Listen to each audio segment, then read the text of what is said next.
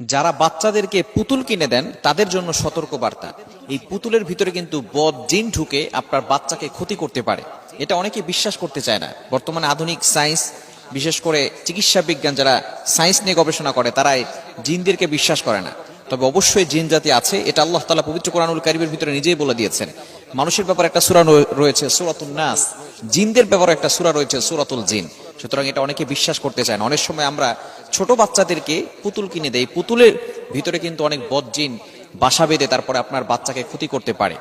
আপনারা যারা social media use করেন তারা অনেকেই দেখেছেন, একটি বিষয় ফুটে উঠেছে। এক মা তার সন্তানদেরকে নিয়ে পোস্ট করেছে, তার সন্তানকে পুতুল কিনে দিয়েছিল, মেয়ে বাচ্চাকে পুতুল কিনে দিয়েছে।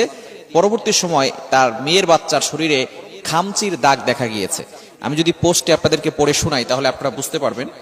আমি পুরোটা পড়বো না, অল্প একটু পড়ে আপনাদেরকে শোনাচ্ছি। তিনি বলছেন যে তার মেয়েদেরকে তিনি পুতুল কিনে দিয়েছেন। যেদিন সে পুতুলটা নিয়ে ঘুমায় সেদিন রাতেও ঘুমের মধ্যে কান্না শুরু করে আর পুতুলটাকে ফেলে দেয়, আর প্রচুর কান্না করে। আমাকে বলে, আম্মু পুতুলটা ফেলে দাও, পুতুল আমাকে মারে।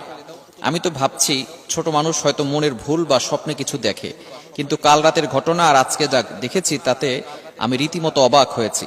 কাল রাতেও ঘুম ভেঙে কান্না করতেছিল আর বলতেছিল, মা তুমি আর পুতুল আনিও না, আমি আর পুতুল নিব না, পুতুল